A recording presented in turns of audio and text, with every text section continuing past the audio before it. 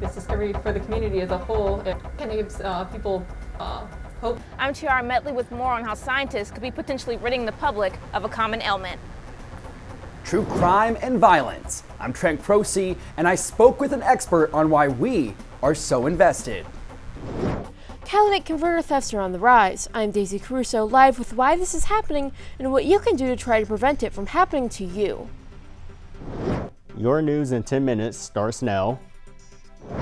You may want to watch where you park. Local police are warning about a 400% increase in catalytic converter theft since the start of the pandemic.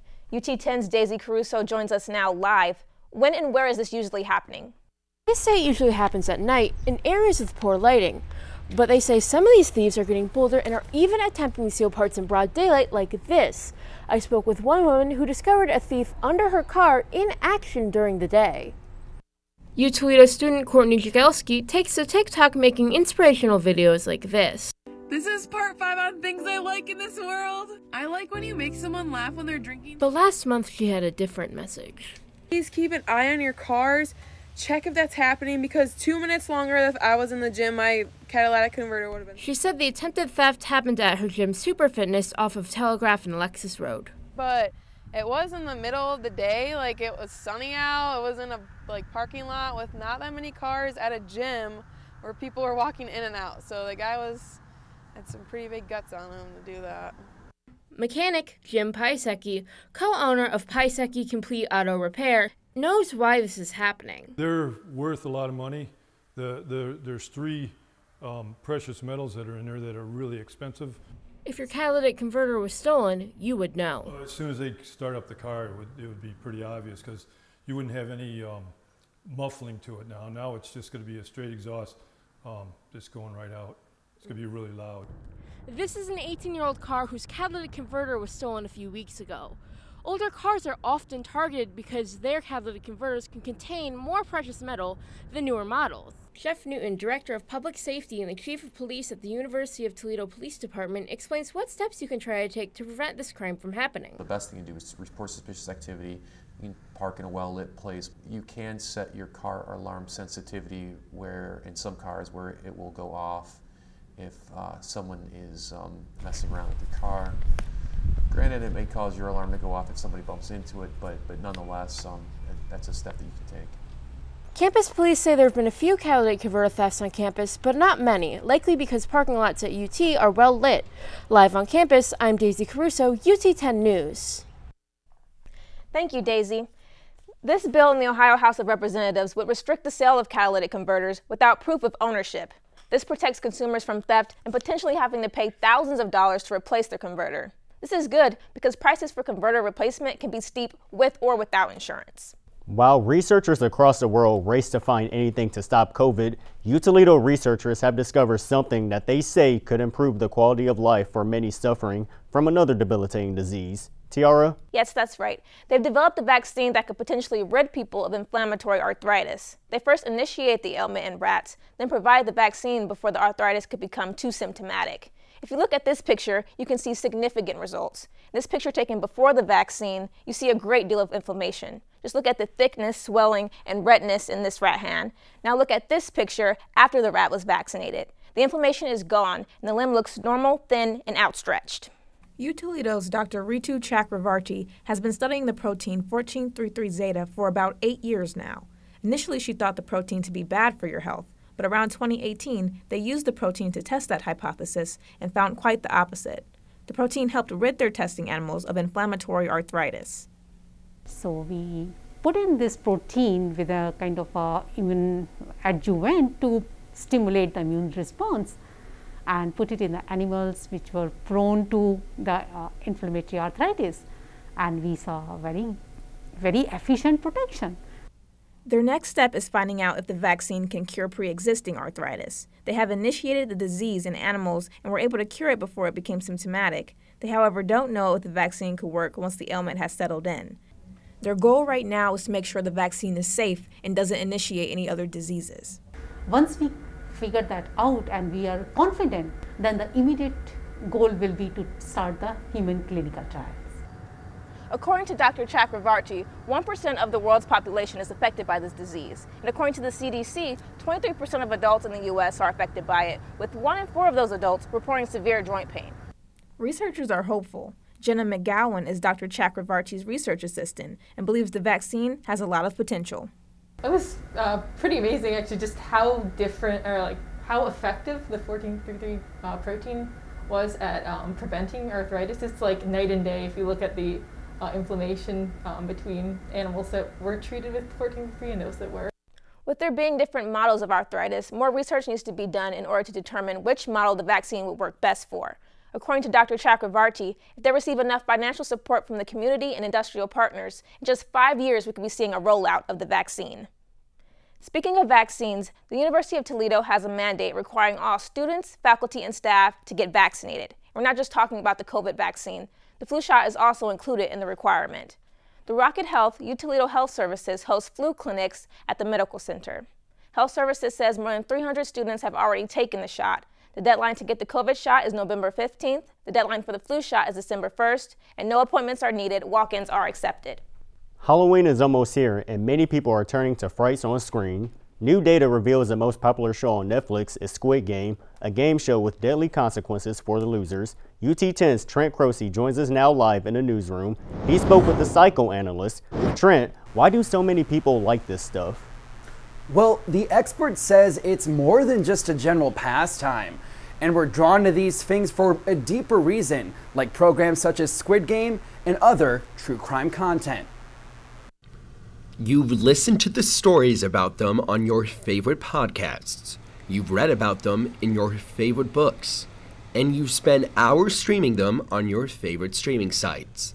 And with the rise of our interest in true crime and violent TV shows, we come to ask ourselves a few questions. I explored these questions further on why we like these types of content and if they are healthy for us. Dr. Scott Bowles is a clinical psychologist and psychoanalyst based in San Diego, California. The difference between the two, he says, 10 more years of education. But it's very intensive, very involved. Involves education, a personal psychoanalysis, which you don't hear about as much these days, but is a very excellent way of understanding oneself. Dr. Bowles says the ways in which we consume violent movies and shows to cope differ among us. Some would maybe use denial. Others might use a healthier coping mechanism called sublimation, which is to sort of live vicariously through the movie or the TV show in a way that captures part of ourselves, but doesn't actually live it out in real life. And in this season, there is no doubt more adrenaline junkies will want to watch more thrills and follow more crime on their favorite platforms. But it feels better to feel like that's other people's problem. I don't have it, but yet I want to watch it and experience it in a way that doesn't feel like me. So for this Halloween season, which will you be watching? As for Squid Game, Bloomberg reports that the Netflix series will create almost $900 million for the company. Live in the newsroom, Trent Croce, UT10 News. Thank you, Trent. Now let's turn it over to Caleb with sports.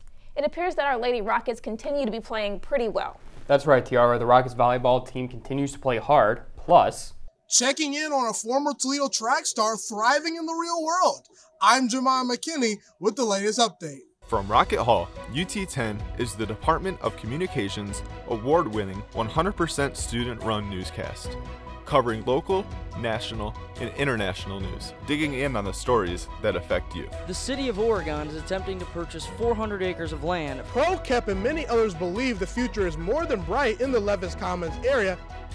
Fridays at 6:30 on WGTE Public Media.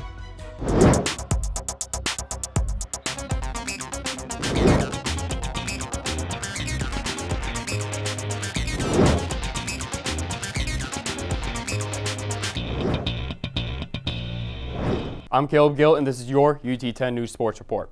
The Rockets volleyball team had a tough weekend against the Western Michigan Broncos, but first, it is always great to see former University of Toledo students doing well. Today, Yana Kabina can look back on her time as a student athlete and realize it was 100% worth the run. Whether it's her smile that brightens the day or her ability when it comes to track and field, many at the University of Toledo remember the dazzling individual that is Yana Kabina. The former Rocket traveled nearly 5,000 miles from her hometown of Kiev, Ukraine, to the University of Toledo to take on a challenge that surely had ups and downs. But in the end, she decided to run towards the unique opportunity. Yana was able to pursue a great education through track and field. This has allowed her to get a running start on some of her biggest goals, an experience she wouldn't trade for the world. There was many ups and downs, but overall, I would not want to go through college without doing sports. Yeah, develop discipline, develop my personality. If I would have a chance to go back, I would still do it again.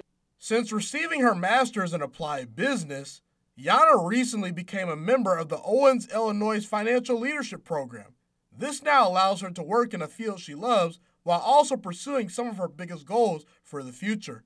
It really gave me an opportunity to put my career in the future on much higher level. As for what's next, Yana hopes to one day start her own business with the hopes of continuing to work in corporate finances. I'm Jamal McKinney from UT10 News. Rockets volleyball team started off strong in each of their 2 matches, but how they finished were different stories. It was a night the Rockets may have thought they could get out in 3 sets, but the Western Michigan Broncos had other ideas in mind. Western was close in the first 2 sets, but Toledo was able to squeeze by with scores of 26-24 in the first set and 25-22 in the second. By the time the 3rd set came around, Toledo had gotten an early 8-2 lead, and all they had to do was not blow it. The Broncos would then go on an 11-1 run, and near the end of the set, there was a lot of back and forth before the Broncos would outlast the Rockets, winning the set 25-22. Broncos would use the momentum from the previous set to get out to a 16-5 lead that Toledo was never able to come back from. This allowed the Broncos to win the set 25-18. It all came down in the 5th set. The Rockets just didn't have any answers for the Broncos. Maggie King's 5 kills helped lead the way for the Broncos to come back from being down 2 sets to winning the match, ending the Rockets' 5-match winning streak. Sophomore Taylor Alt was able to get a season-high 26 kills for the Rockets, but was still not enough to win the match. The night before for Toledo had left a bit of bad taste in the mouth of the Rockets, and they did not want to lose back-to-back matches. Toledo again was able to get hold of the first 2 sets, winning the first set 25-21 and the second set 25-17. In a bit of deja vu, the Broncos were able to avoid getting swept in 3 sets and won the 3rd set 25-22. The 4th set was beginning to feel eerily similar to the match from the night before. Western was able to get a 21-17 lead before Toledo began clawing back. Toledo would then go on to score the next 8 points and win the set 25-21, which allowed them to avoid going to a 5th set for a 2nd straight night by winning the match in the 4th set. Taylor Alt once again led the way with 21 kills on the night for the Rockets, followed up by junior Senia Alave, who had 15 kills and 15 digs, giving Alave her 5th double-double of the year. The volleyball team will be on the road at Northern Illinois this upcoming weekend to take on the Huskies, but the football team will be back home this Saturday to play the Western Michigan Broncos. The University of Toledo has lost one of its own. Rockets alumni Sarah Tumfung lost her battle with cancer earlier this week. The Toledo Athletic Department released a statement that says, in part, we mourn the passing of former women's golfer Sarah Lang Tumfung. We extend our deepest condolences to Sarah's family, friends, teammates, and coaches. You will forever be in our hearts. She was also a Department of Communications student. Former professors in the department and the golf team expressed how much she will be missed. Thank you, Caleb. That's it for UT10 News. Remember, you can catch newscast replays on YouTube. Don't forget to follow us on social media. Listen to 88.3 WXUT-FM Saturday mornings at 7:45 for the UT10 Weekly News Update. We'll see you next week.